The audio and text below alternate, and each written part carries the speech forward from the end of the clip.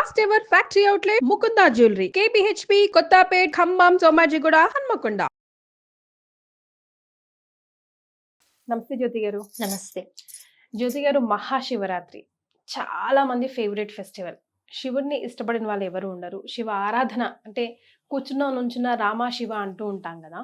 మరి అలాంటి శివరాత్రి విశిష్టత, ప్రాముఖ్యత గురించి, ముఖ్యంగా శివరాత్రి అనగానే మనకు గుర్తుకొచ్చేది ఉపవాస దీక్ష ఒకటైతే జాగరణ. అది ఏ విధంగా ఉండాలి, అసలు ఎందుకు చేయాలి, దీని వెనకాల సైన్స్ ఏముంది, ఆధ్యాత్మికత ఏముంది, మనలో ఉండాల్సిన భక్తి ఎలా ఉండాలి, ఇవి తెలుసుకుందామండి. శివరాత్రి అంటేనే రాత్రి పదం, అంటే భగవత్ స్వరూపం పక్కన రాత్రి పదం అన్నది మనకి వినిపిస్తోంది. బహుశా మిగతా పండుగల్లో మనకి వినాయక చవితి, లేకపోతే దేవి నవరాత్రులు, రామనవమి తిథులు కనిపిస్తూ ఉంటాయి. కానీ శివరాత్రికి మాత్రం రాత్రి అని ఉంటుంది.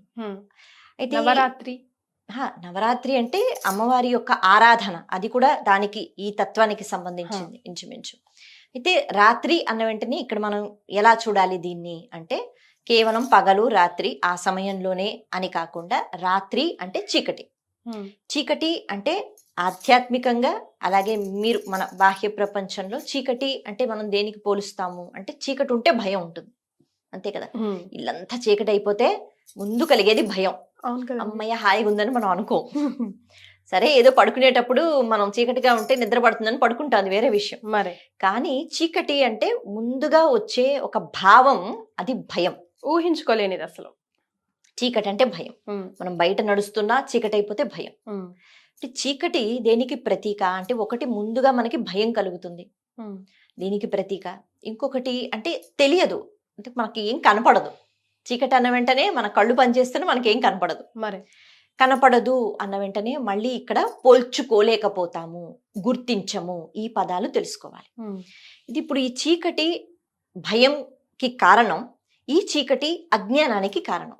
ఎందుకు అజ్ఞానం వస్తూ ఉంటుంది అంటే, మనం చాలా అజ్ఞానంతో ఉంటాం, అనుకుంటాం కదా మార్కులు బాగా వచ్చాయి, బాగా సంపాదించుకుంటున్నాం, మంచి ఉద్యోగం చేసుకుంటున్నాం, నాకు అజ్ఞానం ఏమిటి అనుకుంటాం. కానీ కాదు, చాలా సందర్భాలలో చిన్న చిన్న కష్టాలు వచ్చిన, అంటే చిన్న చిన్న పరిస్థితుల్ని కూడా మనం కష్టం కష్టం అని చెప్పుకుంటూ ఉంటాం నలుగురికి. నాకు ఇంత పెద్ద కష్టం వచ్చిందో అనుకుంటాం. వాస్తవానికి అవి కష్టాలు కాదు. ఎందుకు అంటే, ఏది ఉందో మనం అది గుర్తించలేకపోతున్నాం. ఎప్పుడు అవతల వాళ్ళతో పోలిక. వాళ్ళకి ఇంత పెద్ద హారం ఉంది, ఆవిడ వేసుకుంటాం, నేను వేసుకోలేకపోతున్నాను, అది కూడా నాకు కష్టమే. మరి కాబట్టి ఇలాంటి కష్టాలు మనకి చాలా ఉంటూ ఉంటాయి. రోజు వాళ్ళకి బోనస్ వచ్చింది, నాకు మా వాళ్ళు బోనస్ ఇవ్వలేదు, కష్టం. ఇలా మనం ఒకసారి ఆలోచన చేస్తే మన జీవితంలో బోళ్ళని అనవసరమైన కష్టాలు మనం తెచ్చుకుంటూ ఉంటాం. కారణం ఏమిటి అంటే, ఎవరి దగ్గర ఉన్నదాన్ని మనం చూస్తున్నాం, మన దగ్గర ఉన్నది మనం గుర్తించలేకపోతున్నాం. ప్రతి వ్యక్తికి, ప్రతి ఒక్క జీవికి ఇంకా చెప్పాలంటే భగవంతుడు ఒక ఉపాధి పెడతాడు. భగవంతుడు ఒక తలుపు మూసేసినా ఇంకొక తలుపు, ఇంకో ద్వారం తెరిచి పెడుతూ ఉంటాడు. మరి గుర్తించు అని అన్నారు, దాన్ని గుర్తించగలగాలి. నా దగ్గర ఉన్న శక్తి వాళ్ళ దగ్గర లేదు, అందుకే వాళ్ళ దగ్గర ఉన్న వస్తువులు బహుశా నా దగ్గర ఉండవు. మరి కానీ దీంతోనే నా జీవితం అయిపోతుందా? నాకు దేవుడు బోళ్ళని ఇచ్చాడు, గుర్తించగలగాలి. ఇది జ్ఞానం. ఈ జ్ఞానం లేకపోతే ఎప్పుడు అసంతృప్తి. అందుకే కోట్లు సంపాదించిన వాళ్ళు కూడా హాయిగా నిద్రపోలేరు, తృప్తితో ఉండరు. తృప్తి అన్నది ఉండాలంటే జ్ఞానం ఉండాలి. అమ్మయ్య నాకు ఇది ఉంది, తృప్తిగా ఉంటాను. ఈరోజు చారణమైనా తిన్నాను కదా చారణమైనా అని అనుకుంటే హాయిగా నిద్రపోతాం. చారణం తిన్నానా, అసలు 2-3 కూరలు వేసుకుని తినేవాడిని, ఇలా అయిపోయానా అని ఆలోచిస్తే నిద్రపట్టదు. మరి కాబట్టి ఈ తృప్తి, గుర్తింపు, పోల్చుకోవటం అన్నది రావాలి. చీకటి అయితే పోల్చుకోలేమంటారు కదా, కనపడదు. కాబట్టి ఇవి కనిపించాలి, మనలో ఉన్న శక్తి కనిపించాలి, మనలో మనం ఏవైనా చెయ్యగలుగుతాము అనే ఒక ఆ ధైర్యం కనిపించాలి. అప్పుడు మనం ఏదైనా సాధించగలుగుతాం. కాబట్టి మనకి ఏది కష్టాలు అన్నవి రావు, నేను ఈ పని చేయలేను అని మనం అనుకోలేం. ఇవన్నీ గుర్తించగలగడం, ఇది చీకటి పోవడం. మరి శివారాధన చేస్తే మనకి ఐశ్వర్యం కలుగుతుంది అంటారు. అంటే ఐశ్వర్యం అంటే సంతోషం, మరి అంతకన్నా మించిన ఐశ్వర్యం లేదు. ఆరోగ్యం, అంతకన్నా మించిన ఐశ్వర్యం లేదు. కాబట్టి ఇవి గుర్తించగలిగితే మన దగ్గర ఉన్నది ఖచ్చితంగా మనం ఆనందంగా ఉంటాం. శివరాత్రి అంటే మన దగ్గర ఉన్న ఈ చీకటితో కూడుకున్న భావాలు పోతాయి శివుని ఆరాధన చేస్తే. రాత్రి పదానికి ఇలా మనం చెప్పుకుంటున్నాం. వావ్. అయితే మనం ఒక మనిషి మన లైఫ్లో లేచినప్పటి నుంచి పడుకునే వరకు మన దేహం నిలబడిందంటే మనం తీసుకునే ఆహారం అండ్ పడుకునే స్లీప్, ఈ రెండు, నిద్ర ఆహారం చాలా ఇంపార్టెంట్ అని చెప్పుకుంటాం. కానీ ఈ రెండిటిని పక్కన పెట్టేయాలి, ముఖ్యంగా శివరాత్రి రోజే చూసుకుంటే. అవును. ఉపవాస దీక్ష చేయాలి. ఉపవాస దీక్ష చాలా ఇంపార్టెంట్ అంటారు. అవసరమైతే నీళ్లు కూడా తీసుకోకుండా అండ్ నిద్రపోకుండా నెక్స్ట్ డే సాయంకాలం వరకు. అంటే there must be some science behind it. ఆధ్యాత్మికత ఉండొచ్చును, సైన్స్ కూడా ఉండొచ్చు. అదేంటో ఒకసారి తెలుసుకుందాం జ్యోతి గారు. ఉపవాసం అంటే ఆధ్యాత్మికంగా మాట్లాడుకుంటే ఉపవాసం, వాసం అంటే ఉండటం, ఉప అంటే సమీపంగా, ఎవరికి సమీపంగా, దేవుడికి సమీపంగా ఉండడాన్నే మనకి ఉపవాసం అనే పేరు అలా వచ్చింది. ఉపవాసం అంటే తినకుండా ఉండటం అని కాదు, దేవుడికి దగ్గరగా ఉండడాన్ని ఉపవాసం అని చెప్పారు. అయితే ఈ ఉపవాసం చేసేటప్పుడు దేవుడికి దగ్గరగా ఉండండి. అది పుణ్యతిథి కదా, ఏ తిథి అయినా. అంటే ఆ తిథి రోజు మీరు దేవుడికి దగ్గరగా ఉండండి. దేవుడికి దగ్గరగా ఉండాలి అంటే చిన్న ఉదాహరణ మనం తీసుకుంటే, మనం ఏదైనా పని దగ్గరే ఉండాలి, కదలొద్దు అంటే ఇతరత్ర పనులు మానుకోవాలి కదా, అంతే కదా. మనకి ఏదో పని ఇచ్చారు, టార్గెట్ రీచ్ అయ్యే వరకు ఇంకెక్కడ, ఏదో వస్తువు ఇచ్చారు, ఇది పట్టుకో, దీన్ని ఏదో తయారు చేయన్నారు, దాన్నే పట్టుకోవాలి మనం రోజంతా. అప్పుడు నేను వంట చేయగలుగుతానా, అయితే బయటికి వెళ్ళగలుగుతానా, ఉద్యోగం చేయగలుగుతానా, చెయ్యలేను. ఇప్పుడు ఈ పనే చెయ్యాలి. కాబట్టి దగ్గరగా భగవంతుడికి దగ్గరగా కూర్చోవాలి. కూర్చోవాలి అంటే మనసు ప్రధానం, ఇంద్రియాలు ప్రధానం. అందుకే మనకి ఏం చెప్పారు, ఈ తినే క్రమం ఏదైతే ఉంటుందో దీనికి బోల్డ్ అని ముడిపడి ఉంటాయి. ఏం తినాలి ఆలోచించుకుంటాం, ఏం వండాలి ఆలోచించుకుంటాం, బీరకాయ కూర ఎలా చెయ్యాలి ఆలోచించుకుంటాం, అంతే కదా. తనకు పెద్ద ఇది ఉంటుంది మనకి, ఏ పప్పు చేయాలి ఎలా చేయాలి, అయిపోయింది, వండుకున్నాం, అప్పుడు మళ్ళీ కూర్చుని హాయిగా తిన్నాం, ఎంత సమయం పోయింది అందులో. కాబట్టి అయ్యో బ్రేక్ఫాస్ట్ చేస్తే మళ్ళీ లంచ్ గురించి ఆలోచన, అంతే, మళ్ళీ మధ్యలో మళ్ళా రాత్రి ఇలా. సరే మేము దేవుడికి దండం పెట్టుకుంటూ ఉంటాం, కానీ వీటన్నిటి గురించి కూడా మన మనసు వెళ్ళిపోతుంది. మరి అయితే దేని మీద మనసు వెళ్ళొద్దు, పూర్తిగా భగవంతుడి దగ్గర కూర్చోండి అని మన పెద్దవాళ్ళు ఋషులు మునులు పద్ధతి పెట్టారు. ఇందులో ఆహారం కూడా ఒక భాగం. ఇంకొక విషయం ఏమిటి అంటే, కడుపు నిండా తింటే ఎవరికైనా, మీకైనా నాకైనా హాయిగా నిద్ర వస్తుంది, అంతే కదా. కాబట్టి కడుపు నిండా తినేస్తే తర్వాత కాసేపు అలా పడుకోవాలని అనిపిస్తుంది. ఎక్కడ వస్తుంది భక్తి, రాదు. అందుకని కడుపు నిండా తినడం కాకుండా, అసలు తినే ఆలోచన లేకుండా పూర్తిగా మన కళ్ళు, ముక్కు, చెవులు, లేకపోతే మన నోరు, మన చేతులు, కాళ్ళు, ఈ ఇంద్రియాలు, జ్ఞానేంద్రియాలు 5, కర్మేంద్రియాలు 5, వీటితో పాటు ఒకటి మనసు, వీటిని భగవంతుడి వైపు మనం తిప్పాలి. చూసేది భగవంతుని విగ్రహం. ఆలయానికి వెళితే మనం కాళ్ళతో వెళతామో, లేకపోతే చేతులతో భజన చేసుకోండి, నోటితో హరినామస్మరణ చేసుకోండి, హరనామస్మరణ చేసుకోండి, స్తోత్రాలు చదువుకోండి, కాస్తసేపు రోజంతా అలసిపోతాంగా వినండి, ప్రవచనాలు వినండి, లేకపోతే పాటలు వినండి, భక్తి పాటలు చెప్పండి, ఏది చెప్పినా భగవంతుడి గురించే చెప్పండి. ఇలా ఇంద్రియాలను భగవంతుడి దగ్గర పెట్టగలగడం, దేనితో పాటు, మనసుతో పాటు. మరి ఇలా మాట్లాడుతూ మళ్ళీ ఇంకో పని చెయ్యొద్దు. అందుకని పూర్తిగా మనం ఉపవాసం ఉంటూ శరీరాన్ని కష్టపెట్టి, ఉపవాసం అంటేనే మామూలుగా ఆలోచిస్తే ఏమీ తినకూడదు, శరీరాన్ని మనం కష్టపెడుతున్నాం కదా మనం అనుకుంటూ ఉంటాం. అయితే ఈ కష్టం చాలా అవసరం. అందుకే ఒక్కొక్కసారి అంటారు మనకి ఏకాదశి ఉపవాసం, అక్కడి నుంచే కదా ఉపవాసాలు ఎక్కువగా మొదలయ్యాయి మనకి. ఏకాదశి అంటే ఇలాగే 11, 5 జ్ఞానేంద్రియాలు, 5 కర్మేంద్రియాలు, మనసు కలిపితే 11, వీటిని భగవంతుడి దగ్గర పెట్టగలగాలి. అందుకే నిర్జల ఉపవాసం అంటారు. అసలైన ఉపవాసం అంటే నీరు కూడా తీసుకోకుండా ఉంటాను. కాకపోతే ఇప్పుడు ఆరోగ్య సమస్యలు బోల్డ్ అన్ని ఉంటూ ఉంటాయి చిన్నపిల్లల దగ్గర నుంచి మనకి. కాబట్టి మన శరీరం ఎంతవరకు సహకరించిందో అంతవరకు, అది సహకరించదు అంటే గనక కష్టపెట్టి చేయవలసిన అవసరం లేదు. అప్పుడు మనం ఏ పండో లేకపోతే ఏదో ద్రవ పదార్థం నీళ్ళు తీసుకోవచ్చు అని మనకి చెప్తోంది.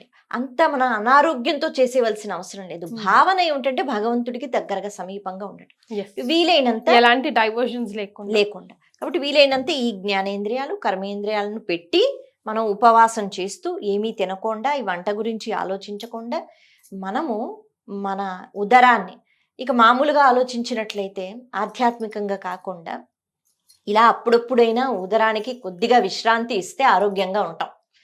24 గంటలు ఏదో ఒకటి వేస్తుంటే అది పాపం పనిచేస్తూనే ఉంటుంది. కొన్ని అవయవాల్ని మనం ఆపలేము. అంటే గుండె ఆగిపో అంటే మనం పోతాం, మనం విశ్రాంతి తీసుకుంటాం. కళ్ళకి విశ్రాంతి, చెవులకి విశ్రాంతి, పడుకునేటప్పుడు చేతులు కాలికి హాయిగా విశ్రాంతి. పాపం మన గుండె తీసుకోదు విశ్రాంతి. కానీ ఉదరానికి మనం విశ్రాంతి ఇవ్వగలం కదా, పొట్టకి. అందుకని అలా మనం ఉదరానికి ఇస్తూ ఉండాలి విశ్రాంతి. అందుకే అప్పట్లో ఒక నియమం పెట్టారు, 10 సంవత్సరాలు దాటిన వాళ్ళందరూ 70 సంవత్సరాల వరకు కూడా ఏకాదశి ఉపవాసం వ్రతం చెయ్యాలి అని చెప్పారు. అలా చేస్తే ఇలా ఈ అలవాటు అవుతుంది తెలియక కదా. ఇదేంటంటే మనకి ఆరోగ్యపరంగా కూడా ఉపవాసం అన్నది మనకే మంచిది. మనం అనుకుంటాం ఆ సమయంలో మన కళ్ళు తిరిగిపోతాయా, నీరసం వచ్చేస్తుందని. ఏం కాదు, ఒక్క రోజు తినకపోతే ఏం కాదు. మరి జాగరణ సంగతి? జాగరణ అంటే ఏంటంటే మేలుకుని ఉండటం అనే భావన. అయితే ఇప్పుడు రోజంతా ఉపవాసంతో మళ్ళీ మనం ఈ అంటే తినే పదార్థాలను గుర్తుకు తెచ్చుకోకుండా మనసుని కూడా భగవంతుడి దగ్గర పెట్టాం. మనకి లింగోద్భవ కాలం అని అంటారు. అర్ధరాత్రి 12 గంటల తర్వాత ఈశ్వరుడు ఈ శివలింగాకారంలోని లింగోద్భవ కాలం అంటే ఆ సమయంలోనే ఆయన లింగాకారాన్ని ధరించారు. ఆయన అగ్నిస్తంభంగా వచ్చారు. ఆ వచ్చిన ప్రదేశమే అరుణాచలం. అరుణాచలం అంటారు కదా, అక్కడ అగ్నిలింగం అంటాం కదా. ఆ ప్రదేశంలోనే ఈశ్వరుడు మొట్టమొదటిసారిగా అగ్నిలింగంగా ఆయన ఉద్భవించారు. ఆ యుగాలలో అగ్ని అలాగా ఉండేది, అగ్ని కొండగా ఉండేది. అది తర్వాత తర్వాత తర్వాత మారింది, యుగాలు మారే కొద్దీ. కాబట్టి ఈశ్వరుడు అగ్ని రూపంతో వచ్చాడు. ఎప్పుడు వచ్చాడు అంటే అర్ధరాత్రి వేళ వచ్చాడు. కాబట్టి ఇప్పుడు అర్ధరాత్రి ఆ అగ్నిలింగంగా వచ్చిన తర్వాత మనం దాన్ని చూడగలగాలి కదా. చూడాలి అంటే మనం పడుకోవాలా? పడుకోకూడదు, మనం మేల్కొని ఉండాలి. అర్ధరాత్రి ఉద్భవించిన తర్వాత ఏం చెప్తున్నారు రూపంలో తెలుసుకోగలగాలి. కాబట్టి మేలుకుని ఉండటం, జాగృత్ అవస్థలో ఉండటం. అంటే మేలుకుని ఉండటం అంటే కేవలం అలాగా ఇలా కునుకుపాట్లు పడుతూ మేలుకుని ఉండటం కాదు. చాలా మంది పట్లో అంటే మేము చిన్నప్పుడైతే ఎక్కువ వింటూ ఉండేవాళ్ళం, సినిమాలు వేసేస్తూ ఉండేవారు బయట, సినిమాలు చూసుకుంటూ ఒక షో తర్వాత ఇంకొక షో అలా అనమాట. అంటే ఏదో ఒక సినిమా, ఏదో ఒక నువ్వు జాగరణ, మేము జాగరణ ఉన్నామని పొద్దున్న లేచి రాత్రంతా సినిమాలు చూసుకుని వచ్చేవారు. మరి అది కాదు కదా జాగరణ అంటే. ఏదో ఒక రకంగా ఎవరితోనో మాట్లాడి కాదు, మళ్ళీ జ్ఞానేంద్రియాలు, కర్మేంద్రియాలు, మనసుతో పాటు చూడగలగాలి జాగృత్ అవస్థలో. అంటే తెలుసుకోండి, నిద్రపోకండి. నిద్రపోయాము అంటే ఏమీ తెలియని అవస్థ. మరి నిద్రపోతే ఏం తెలుస్తుంది? పక్కన కూర్చుని ఎవరు మాట్లాడినా మనం గాఢ నిద్రలో ఉంటే ఏం తెలియదు. తెలిసిన అవస్థ అంటే జాగృత అవస్థ. ఏంటి నిద్రపోతున్నావా అంటాం ఎవరైనా మన మాట సరిగ్గా వినకపోతే, అంతే కదా. ఎందుకు అంటాం అంటే లేరు అన్న. కాబట్టి నిద్ర అంటే మనం తెలుసుకోలేకపోవడం, అంతే. నిద్రపోవద్దు, తెలుసుకోండి. జాగరణ అంటే తెలుసుకోండి. ఎందుకు తెలుసుకోవాలి? మన కోసమే అగ్ని రూపంలో వచ్చారు. దీనికి సంబంధించి ఒక కథ వింటూ ఉంటాం కదా.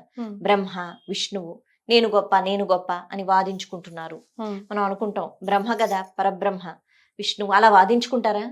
వాదించుకోరు. కాకపోతే మనకి ఈ కథలు ఎందుకు వస్తాయి, వాటి మూలం గురించి ఆలోచించాలి. ఒక కార్యం జరగాలి, అద్భుతమైన కార్యం అంటే కొన్ని పరిస్థితుల్ని భగవంతుడే ఏర్పాటు చేస్తాడు. వాళ్ళు మనలాగా కొట్టుకోరు. మరి కాకపోతే భావన, ఎందుకంటే మనకి అర్థం అవ్వాలి కదా. మరి అందుకని కాబట్టి నేను గొప్ప నేను గొప్ప. బ్రహ్మకి ఉన్న అంటే శక్తులు బ్రహ్మకు ఉన్నాయి, ఆయన సృష్టి చేస్తారు. విష్ణువుకున్న శక్తులు ఆయనకున్నాయి, ఆయన స్థితికారకుడు. కాబట్టి అందుకని వీళ్ళు ఎవరు గొప్ప ఎవరు గొప్ప అంటే ఏంటి? మనకి కొన్ని శక్తులు ఉంటాయి, అవతల వాళ్ళకి కొన్ని శక్తులు ఉంటాయి. మనం గొప్ప వాళ్ళు గొప్ప అనే భావన కూడా మనలో ఉంటుంది. దీన్ని ఇలా పోల్చుకుంటూ ఉంటాం. అప్పుడు నువ్వు కాదు నువ్వు కాదు అనేటట్టుగా ఒక అగ్ని స్తంభంగా. ఎందుకు అగ్ని మాత్రమే అంటే మళ్ళీ అగ్ని అనేటప్పటికి వెలుతురు. వెలుతురు అంటే పోల్చుకోవడం, చూస్తాం, జ్ఞానం. అలా ఈశ్వరుడు వచ్చారు. పైకి పైకి వెళ్ళిపోతుందట ఆ రూపం. ఇప్పుడు దాన్ని దర్శించుకున్నారు. ఇప్పుడు వీళ్ళకి జ్ఞానం కావాలి కదా, వాళ్ళ ద్వారా మనకి కావాలి. అందుకే ఆది ఎక్కడ అంతం ఎక్కడ కనుక్కోమన్నారు ఈశ్వరుడు. మీరు గొప్ప కదా కాబట్టి కనుక్కోండి అంటే శ్రీ మహావిష్ణువు వరాహ రూపాన్ని ధరించి ఆయన పాతాళ లోకానికి వెళ్ళిపోయారు. అంటే వస్తోంది కదా, ఎక్కడి నుంచి వస్తోంది తెలుసుకోవాలి. ఆది ఎక్కడ ఆయన వెళ్ళిపోయారు. బ్రహ్మ పై లోకానికి వెళ్ళిపోయారు హంసవాహనంతో. ఆయన అలా పైకి వెళ్ళిపోతున్నారు. అంటే చూడాలి ఎక్కడి వరకు అది ఆగింది అని. ఇద్దరు వెళ్ళారు, ఇద్దరు తెలుసుకోలేకపోయారు. ఎందుకంటే అలా వెళ్ళిపోతూనే ఉన్నారు, దానికి అంతం లేదు. అంటే జ్ఞానంతో భగవంతుడు వచ్చి చెప్తున్నాడు, శక్తులు మీవి ఏవైతే మనం చాలా ఎక్కువ అని అనుకుంటామో అది కాదు, దానికి మించి. ఎంత అంటే ఒక కొలమానం లేదు, మరి అంతకు మించి మించి మించే చెప్పుకోవాలి. అదొకటి ఉంది. అంటే నేను గొప్ప అనే భావన వద్దు అని కథ ద్వారా చెప్పి అది తెలుసుకోవాలంటే జ్ఞానం. కాబట్టి అగ్ని స్తంభంగా ఆయన వచ్చారు.